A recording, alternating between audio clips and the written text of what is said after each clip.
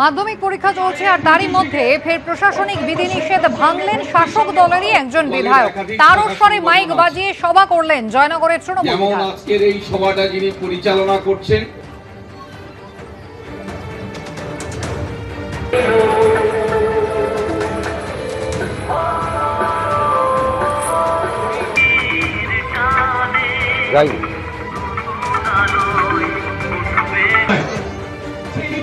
মাধ্যমিক পরীক্ষা চলাকালীন এভাবেই একেবারে তারস্বরে মাইক বাজিয়ে সভা করেছেন জয়নগরের তৃণমূল কংগ্রেসের বিধায়ক। গতকাল দক্ষিণ বারাসাত স্টেশনের কাছে পার্টি অফিস উদ্বোধনে এভাবেই তারস্বরে মাইক বাজানো হয়।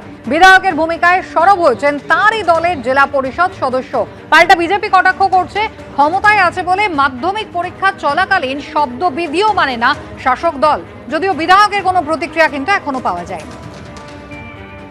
জয়নগর বিধানসভার মধ্যে দক্ষিণ বারাসাত 2 নম্বর প্ল্যাটফর্মের কাছে একটি আইএনটিটিউসি পার্টি অফিস সেই উদ্বোধন অনুষ্ঠান হয়েছে এবং সেই উদ্বোধন অনুষ্ঠানে আমাদের মাননীয় বিধায়ক বারুইপুর হাই স্কুলের শিক্ষক তিনি উপস্থিত ছিলেন।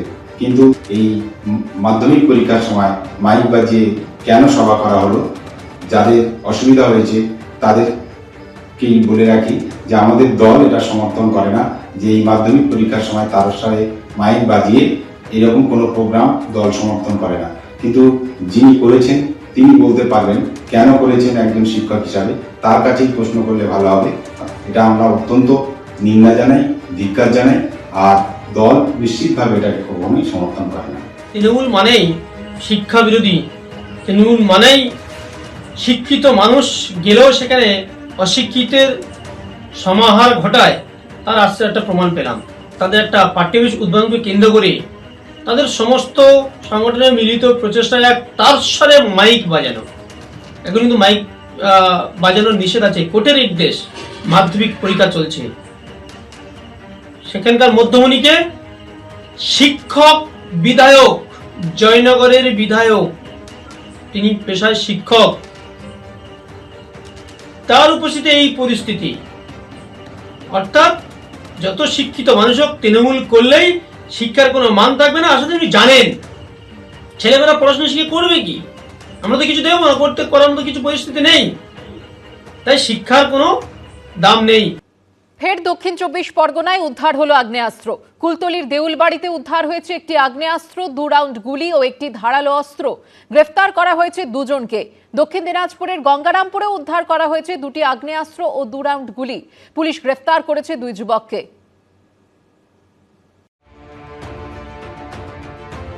ক্যানিংয়ের জীবনতলার পর এবার কুলতলির দেউলবাড়ি।